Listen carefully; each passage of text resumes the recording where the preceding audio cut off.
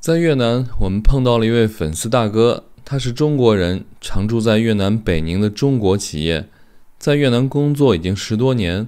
他给我们讲了很多越南的趣事，包括越南人的生活习惯、越南的美食、越南的房价、越南人的收入，以及很多朋友关心的越南女孩是否愿意嫁给中国男孩的问题。如果你想了解越南多一点，这个视频一定不要错过。这个生活在越南10多年的中国大哥会让你认识一个不一样的越南。我们在北宁的粉丝朋友已经过来了，这位是高哥，他从北宁过来找我们，要请我们吃个饭啊。嗨，高哥选的这个餐厅应该是河内比较有特色的一家。对对对，叫广安哦，也叫中文翻译叫好吃的餐厅。好吃的餐厅，是感觉好直译哦。对，是一家很地道的越南餐厅。他人很多，也是一家很有名的网红餐厅。对对，游客也非常多的。对，然后高哥说是他们家这个点菜呢，可以在上面拿菜单点，也可以在下面，就是它是类似于这种小吃街的，它是把很多的越南当地美食集中在一起了，所以我们可以在下面看着点。这家就全是这样子，有各个不同的档口，但实际上是同一家。这个是油条，这个是很有特色的越南虾饼。哦，虾饼，我在大街上看有的那个小摊在卖。这个他们就是类似广东、广西那边卷筒粉的。卷筒粉。对，以前是早餐，他们经常早餐也吃这种。这就是我们今天晚上在河内啊这家网红餐厅的晚餐了。高哥，你点的有点多呀，感觉我们不一定能吃完啊。哦，可以的，没问题。高哥，你给我们介绍一下这些都是什么？这个我能看出来，这个是虾饼。对，虾饼。你看，这个就是虾饼。这个在河内老城区那边大街小巷都有那种摊儿在卖。2个小虾。有特色的越南一道菜的。嗯，这个是什么呀？我好好奇啊。这个是你可以叫它是一个那个煎饼，它那个越南名叫饼小。饼就是中文的那个饼一样的意思，什么什么饼。饼小，这里面也有虾。对，有虾肉，有芽菜。这个里面有鸡蛋吗？这个颜色。有鸡蛋，菜有生菜，还有那个薄荷，还有九层塔这些。哦。他们吃各种各样的菜的时候，就喜欢沾这些一起吃。我发现了，他们这边粉里面也喜欢放各种生菜。对，可能是因为是这样子的，然后很多都是生的，所以他们那个觉得对肠胃有好处，就是经常吃的话，就肠胃适应能力，对，适应比较强一点。这个是空心菜。这个就是空心菜，对，清炒空心菜，也就是他们一个地道的一个小炒菜。一般的是去哪里点这个菜的话呢，都不会太踩坑。就是基本的是还是可以的。这个就是越南春卷。越南春卷，这个是油炸的。越南春卷，这个是炸过的，对。里面有蟹肉，螃蟹肉。对，有螃蟹肉。这个是鸡吗？鸡胸肉，对，鸡胸肉，对。天哪，好健康啊！鸡胸肉的蘸料。然后这个鱼是配这个吃的吧？对，配这个吃的这个。听他刚刚好像说是把这个倒进去吗？可以先放到碗里面，然后直接放在里面，倒在里面都可以，两种，也可以直接单独放在碗里面。这个鱼呢，就是没有什么那个鱼刺，就是没有什么骨头，那个肉比较结实。高哥，越南这边一共有多少个省啊？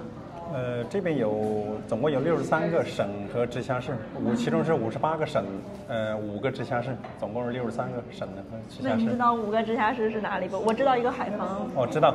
河内、胡志明市、海防、岘港，还有一个叫秦居，在南部的一个秦居。对，秦居也是的。那秦居也是大城市啊？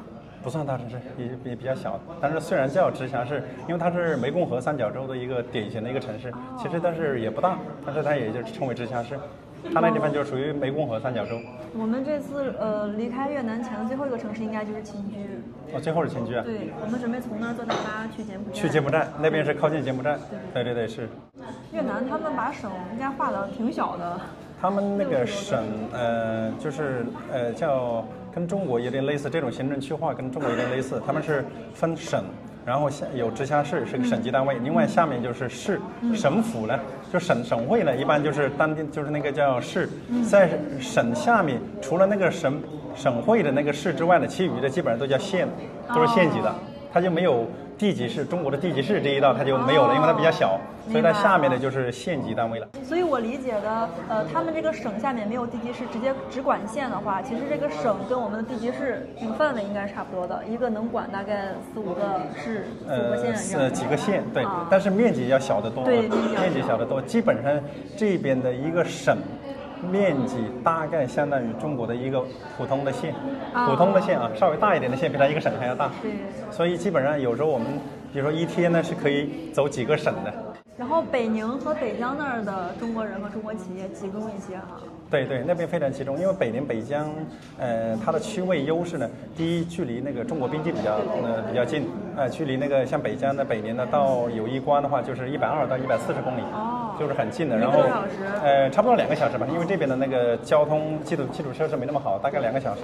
然后那个像北宁呢，它距离那个河内机场呢也很近，只要50分钟就可以了。所以他有时候去北宁呢，从机场去北宁呢，比到河内市区有一些地方还要快，还要方便。然后那个各种外资企业也比较集中，包括一些中资企业都是比较集中。他们那地方的距离港口的话，大概3个小时，也就是说距离航空港大概1个小时范围内，然后距离陆路到中国的口岸也就是2个小时，然后距离那个海防港口的话大概3个小时，所以它的那个区位比较方便。然后对中资企业过来这边，有时候很多原材料从中国进口，所以它从中国那边的陆路过来一些原材料的话呢，就是集装箱过来也比较快，比较方便，是这样的。那这些年就有一些制造业从中国转到越南，是不是也主要在那2个城市啊？在北宁和北疆这2个地方是最多的、最集中的。对，然后但是这些年因为越来越多呢，所以在其他的省周边的一些省市也有，比如说跟那个广宁啊、海防啊，还有海防旁边的海洋呢，都有。我们在这边的话，就是越南它是分为3大块，叫北部、中部、南部。对。然后呢，南部是最早开发的、最早发展的，就像以前的广东一样的，就是最早改革开放最早的。后来就是北部大概从10几年前开始呢，就是也是重点开发。然后它的北部这些叫红河三角洲，就是河内附近的这周边的这些省叫红河三角洲，它是北方的一个港口，就是海防港。然后这些省呢，其实总共有10几个省，就是周边都有，加起来有10几个省，所以他们那个这些10几个省的这些年就是吸引外资就比较多。然后南部的话，因为是发展比较早，开发的比较早，所以它的那个各方面的成本呢比北部要高一些。所以现在新来的呢，那个外企或者是中资企业就集中在北部比较多一点。对，这样子。然后中部的话就是主要靠旅游。中部岘港那边呢，就是因为海岸线的海滩呢比较漂亮，然后主要是靠旅游。中部相对来说它的那个港口或者其他的一些基础设施呢，就是没有北部和南部建得这么好，所以相对来说工业来说就比较少一点，然后也发展的比较迟一点，这样子。那越南最落后的地方就是在中部吗？叫还是说西北的老街那边？对，西北边还有一个叫中部到南部之间呢，有一个叫他们叫西边地区，也就是叫中南部有一些地区。那边呢就是有跟柬埔寨和老挝交界的那些地方，就是一些少数民族比较多的，而且是偏山区一点的。那边也是稍微落后一些。就我今天在外面逛的时候啊，我听他们说，我今天听一个越南人说，河内的房价都2、3万了。有的。所以我就很好奇，他们的工资是多少？他们的这个就说房价跟那个收入也是不成比例的。就说河内的它的房价2、3万也有，但是1万多的也有，1万多也就是便宜一点，1万块左右的也有。然后那个看就是它的那个地段，但是他们的收入呢，如果普通的就是工薪收入，大概也就是人民币3000多这样子，3、4千块左右，就是很普通人的那个收入。那工厂里面的工人的收入呢，就是还要再低一点。如果是工厂里面工人，就是流水线的工人的收入，大概是2500到3000左右。大概2500到3000。那这种餐厅的服务员应该也这个水平？大概也这个水平。对，餐厅的服务员也大概是2500到3000左右，大概这个水平。那他们这边比较高的收入集中在什么行业、什么职业这种？高的收入呢，其实他们是跟那些银行或者是咨询服务这一块的。这一块因为它是服务的都是第一是在外企工作，可能是欧美一些企业，他们给的薪资水平比较高。第二个还有一个就是他们这方面的人才比较少，所以呢，就是外资进来的话呢，对这方面的人才需求比较大，所以它的水涨船高，它的薪资就一定要有这么高的那个水平，才能吸引到少部分那个所谓的精英人才。他们这边高工资定义什么？过万吗？高工资的话，比如外企差不多1万块，差不多相当于人民币1万块，就是说也有的是超过那个，一般的是大概$1500，$1500或者是以上这样子。那基本就是1万。对，基本上差不多是相当于人民币1万这样，大概这样的一个。那他们这边政府的公务员一般能拿多少？政府的公务员的收入，怎么讲说，正式收入很低的，那个是一般的是这种配一些青菜呀、水果一起卷着这个用那个米纸卷着吃。这个是什么菜？这个有一点像这样，这个就是那个叫茄子。茄子。一般像他们这种汁是怎么调的？香蕉，不错。这种汁是怎么调的？他们这个的这种蘸料是非常普遍的，就是这边的人吃的蘸料比较多的就是鱼露，还有一个就是柠檬，就是加柠檬汁。他们早上吃粉的时候也都会加一些柠檬，还有其他的蘸料的时候都会加一些柠檬。他们没有醋好像？也有醋的，也有醋，我在河内没见过。吃的比较少，你要问他拿他才会给。就是在餐厅的话，说拿一点那个醋或者是那个酱油啊，这些老抽这些他会给，也有。高哥，你知道吗？我们这趟来越南的时候，有很多粉丝给我们下面留言，就说帮我们打听一下越南那边娶老婆需要花多少钱，需要多少彩礼。好多粉丝留言，不知道高哥你对这个了解吗？有很多国内的朋友在这边娶越南老婆是有这样子的情况，然后那个越南的女的呢，就是其实是不用什么彩礼的，就是最主要的就是他们是说对她好就可以了，一般的这边的是不用买房的，有部摩托车就可以了。摩托车得多少钱？1-2万吧。摩托车一般的是有1-2万的要，就是好一点的是1-2万的，2-3万的也都有的。那丈母娘不要求买房什么的吗？丈母娘这方面呢也没什么特别的要求，一般都是女方愿意的话就可以了。这方面他们还算比较开明的。对。但是好多人过来这边，其实怎么讲呢？就是因为有一个比较嘛，所以基本上如果中国人过来这边的话，基本上他也都不会亏待他们丈母娘家的，所以也都是如果他有那个经济能力的话，也都会给一些或者是支持一些这样的。然后他们也通过好多媒体知道了中国男的就是对女的是非常好，然后女的很幸福，所以呢他们就是很希望嫁给中国男人。然后这样的话就是他会觉得是能够更幸福，然后男的特别是他们看到男的还做饭做菜给女的吃，然后这个在他那个越南是不敢想象的，基本上是100%或者99.9%都是女方做饭的，或者是做家务做饭都是女的做的，就是男的一般是不需要做的。所以说他们就一方面觉得中国男的好像经济条件好一点，第二个呢对女人也尊重，会好一些，尊重好一些，对，就是说那个地位稍微平等一些这样的。是，所以是这个原因。我感觉文涛这会儿听得有点心动了。我感觉这几年越南这边受中国抖音影响还挺多的。我们5年前来的时候，在哪个城市？涛哥，芽庄还是岘港？还是大乐？大乐好像是那个大街上，他不是晚上有那小姑娘聚在一堆唱歌跳舞的，他们当时唱的是学猫叫。然后今年来了，我就发现好多人在跳那个科目3，就扭来扭去那个科目3。所以就觉得这2年越南好像，比如说那个《甄嬛传》呀，还有《西游记》的越南语版，在这边挺流行的。对，就是越南它受那个中国的文化，特别是现在因为媒体就是比较发达嘛，所以那个受中国的那个影响是比较大，然后很多东西传播的也非常快，通过一些媒体宣传的比较快，所以呢就导致，比如说中国一流行什么东西，这边可能马上会流行。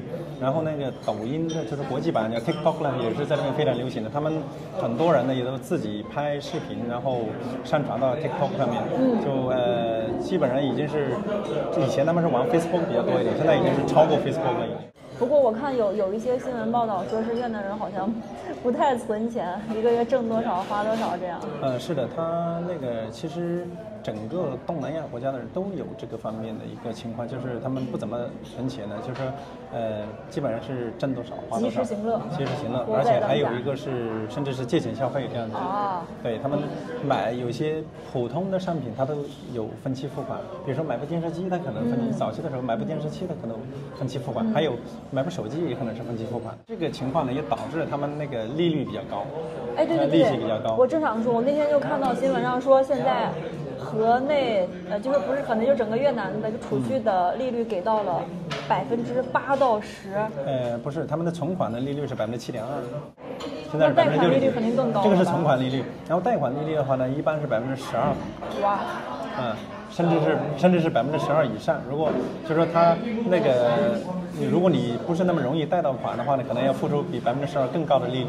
一般有一些企业可能那个比较大公司或者有竞争力的，然后也就是优质客户吧，他的那个贷款的利率大概10%，但是一般呢要12%甚至以上，这是他们的贷款利率。存款利率大概6%到7%左右，大概是这样的。我们前2天去那个同春市场，那里面好多中国产品小商品，手表呀，还有那个小商品是。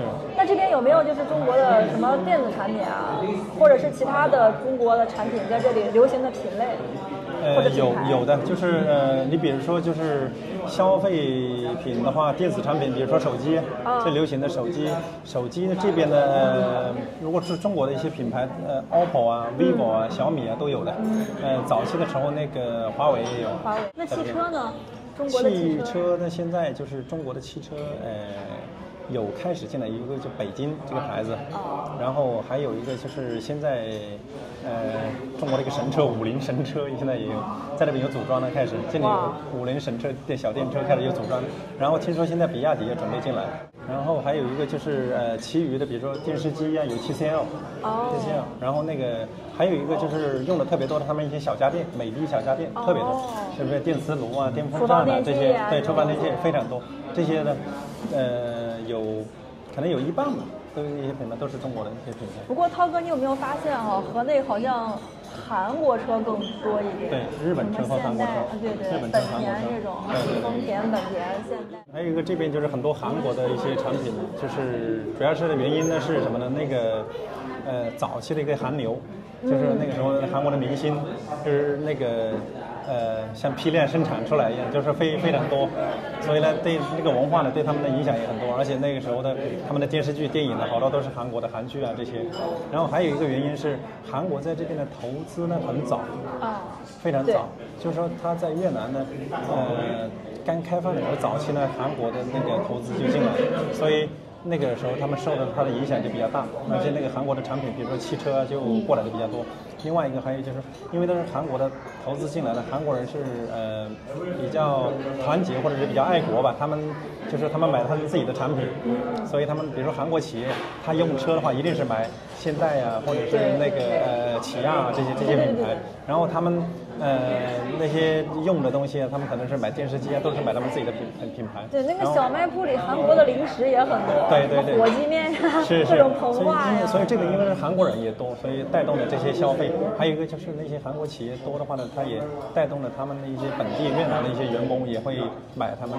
第二个就是韩国作为亚洲一个就是新兴的就发达国家吧，所以他们对就是越南对韩国很多东西还是蛮羡慕的，所以也就是觉得它有很多东西是可以值得去学习或者去跟随的，所以就是这些原因呢导致他们那个各方面的一些消费呢，就是从韩国买的那个产品比较多一点，这样子。尤其是年轻人，感觉跟咱们中国前些年这种哈日哈韩这种，对，有点类似，喜欢这种时尚的东西。是，还有一个原因，比如说在汽车来说呢，就是韩国车或者日本车比较多，因为这两个国家的汽车，第一它的那个价钱呢就是比欧美车要便宜，第二个的话还有省油，对他们就是发展的国家来说的话是比较友好的。他们那个这些年学中文的比较，其实刚才说的就是说中国的那个影响比较大，越来越大，还有就是中资企业过来的比较多，所以这个是影响。就是说会一门中文的话呢，就是收入都会高一些，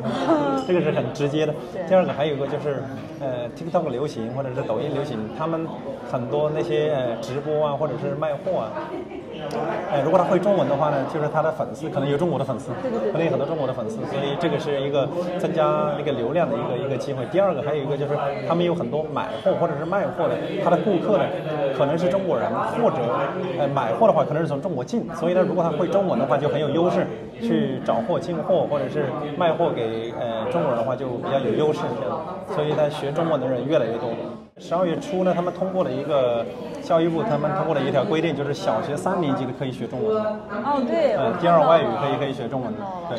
现在好像说他们小学生要在3、4年级学2年，成为必修课了。是他们的一个必修课，但是他们当地的教育局是有权选择，也就是说，他们的第一外语是英语，然后呢，中文呢是他们的第二外语选择，然后还有日语、韩语、法语都有，就是他当地的教育部门呢，他可以选择，比如说我这个地方呢，第二外语我就当是，比如说是中文，那么他们那个小学可能从3年级就可以加学中文这样。虽然说中文在全世界算是比较难的语言了，但是越南人说他们学起来还比较容易。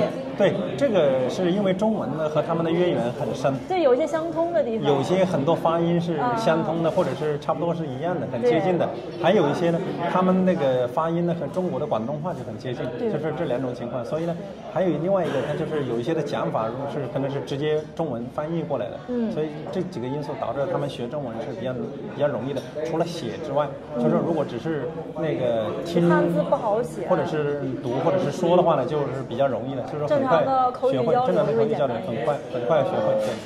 另外一个方面，也就是说中国人学越南语也是比较简单的。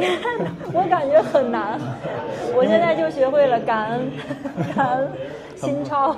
很不错了，就是如果那个这么短的时间可以学会这些词的话，它的那个发音呢有一点点不一样，但是如果留意一下呢，就是很接近，有些音调是比较接近的。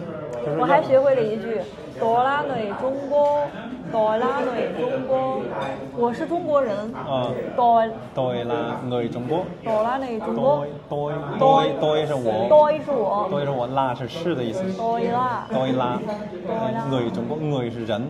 哦，那个都NGUOI，我都是不是多拉陕西能发得出来这个音，对，是陕西可以发出这个音的，他们叫内中国。就是这边有一个有趣的是，他们因为越南他们是到处都是从去哪里出门都是骑摩托车嘛。按他们的说法呢，就是说，如果是超过100米或者200米都要骑摩托车，然后在路上的话呢，看到走路的人的话呢，就是看到绝对他们认为是老外。如果说超过100米或者200米还有步行的话呢，肯定是老外，肯定是外国人，因为他们本国人的话，只要100米、200米都会骑个摩托车出去。是这个很有意思的，是他们在路上看到走路的人，如果是你走超过100米、200米呢，那绝对是外国人，因为他们本国人的话呢，100-200米的话，超过100-200米肯定是要骑摩托车的。那越南就人手拥有一辆摩托车喽？对，他们像河内总共有800万人口，摩托车有700多万部。天哪！他们的摩托车保有量比较高，所以这个呢就是不一样的地方。你说还刚才还说有意思的地方，他们是不一样的有意思的地方，他们喜欢戴绿帽子。哦，发现了啊！这边他们是喜欢戴绿帽子，就是那个还有一个喜欢穿着睡衣在大街上走。还有一个冬天的时候很冷的时候，上身穿羽绒服，下身穿拖鞋。这个我见到了，就这2天啊，是啊，你这2天冷快那种。而且不穿袜子，光脚拖鞋。对，不穿袜子，光脚拖鞋，很冷的时候，他冷得发抖的时候，他都是那样子穿的。上身或者是整个穿的衣服很多，但是呢脚上打赤脚穿拖鞋。他们是没有穿这个正常这个鞋的习惯，对，是这样的，穿那个拖鞋是这个也是一个很奇怪的一个。还有他们喜欢戴绿帽子，但是这个绿帽子就是他们是基本上男的是每个人都有的。看大街上那个克仙子那个司机都是戴的那个。对。还有他们的房子很苗条，房子非常苗条，他们的房子就说那个一般的也就3-4米宽，很多时候只有4米宽左右。然后呢，房子非常深入进去比较长。还有2个房子之间，我们讲2家人建房子之间，另外一家建好了，另外一家都不用建墙壁了，公用一个墙壁都够了。还有一点就是想了解一下，就是河内哈，这边有个新区是吗？最近发展的怎么样？他们那个新区就是建一些那个公寓楼的，就是我们叫公寓的那些地方，因为这个是他们的一个住的一个习惯和中国一个不一样的，就是越南人他们喜欢住房子，我们叫的 house， 但是他们不喜欢 apartment 这种公寓的，他们不喜欢，因为这第一个是有一个土地情节，他们用 house， 因为那房子呢是包括土地嘛，是一起的，是接地气的，是整个一栋，就是它才叫真正的屋子或者是房子。然后那个公寓的话呢，就是 apartment 这样的呢，就是说地是公共的。然后他们家就是相当于，喂，这个地都不是我的，它只不过是那个房子或者是那个房子的使用权而已，就感觉是这样子的。对对对，所以他们就不是很喜欢，这是一个原因。第二个还有一个是，他们的摩托车没地方放。如果他有房子的话呢，他摩托车或者是经济条件好，买了小汽车，直接可以开到家里面去，直接可以开到院子里面去。但是呢，如果是公寓的话呢，就不好处理。还有，而且他们没有那种成熟的像小区，像中国一样的那种小区，所以它呢也没什么地下停车场呢，有也很少，就是远远不够。所以呢，他们那个车子就不好停。如果是那种公寓的不好停，所以导致他们那个就是买房子就是公寓的这种呢就不多。但是因为呢，房价也特别高，所以呢这些年呢也是越来越多的人想在城市就是生存下来的，他也要买那种公寓楼了。这样子，因为那个普通那个房子连地一起的话，价格非常贵，是这样的。那他们那个新区呢，就是公寓楼建的比较多一点，就是新开发的那个高层比较多一点。但是他们那个小区就不是那种成熟的小区，它的那个密度非常高，也没什么绿化啊什么之类，就是说就几栋完全是几栋的房子，就底下很少的一点绿化这样子。你在这边开过车吗？啊，在河内开过车吗？没有自己开，在河内没有。哇，这边这个摩托车我看的都好害怕。是，这边的摩托车横冲直撞的，一般的就是开车真的要特别小心的。不是你正正规规开，你这车技很好，但是他撞上来你也没办法。他是横冲直撞的，就是很多人就是车技很好，就是说车子都会有擦碰的，因为不是你擦碰别人，是别人撞上来的。我俩今天打车的时候坐在副驾那个视角啊，我觉得很害怕，所有摩托车 biu biu biu biu 四面八方的全部过来了。对，是这样的。那我们愉快的晚餐就结束了。今天非常感谢高哥给我们介绍了很多越南当地的一些风俗啊，还有就是我们旅游的一些就是自己平时可能查不到的一些旅游点，很小众很好玩的地方。我们在河内可能再待2天吧，后天我们就离开河内到顺化去了。那离开河内之前啊，真的很感谢高哥给我们提供了很多我们后面行程的一些重要的信息。今天的这个饭好好吃，谢谢。没有，不用客气。这个就是我因为在越南时间比较久一点，就是有一些自己所了解、所知道的，就是分享一些这方面的一些信息。你现在已经是越南通了，真是。没到那种程度，我们也就是在这边工作时间比较久一点而已，这样子。相当久了，高哥已经在越南16年了。越南语说的，我觉得反正我们是完全听不出来跟本地有什么区别。如果不是因为高哥这个海拔在这儿，肯定当地人都分不出来。高哥你有多少？1.85米？85，我感觉不止啊，也就1.85米，快1.9米了，很高。走在这个越南街头，真的是高出一大截来。今天也都很开心，和那个7连环球见面，一起吃个晚饭，然后也希望就是在接下来在越南的这个旅程，一路顺利吧。谢谢高哥。然后那个多给大家或者粉丝朋友一起更好的一些视频，很精彩的一些视频，分享更多的一些各方面的越南或者其他的一些东南亚国家的一些信息这样。好的，这个肯定是没问题的。那我和文涛也祝高哥在越南这边工作一切顺心，然后有时间常回国看看。是，好，谢谢。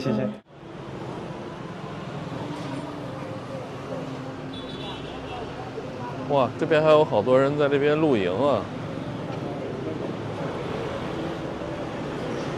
那边几个人是干嘛的呀？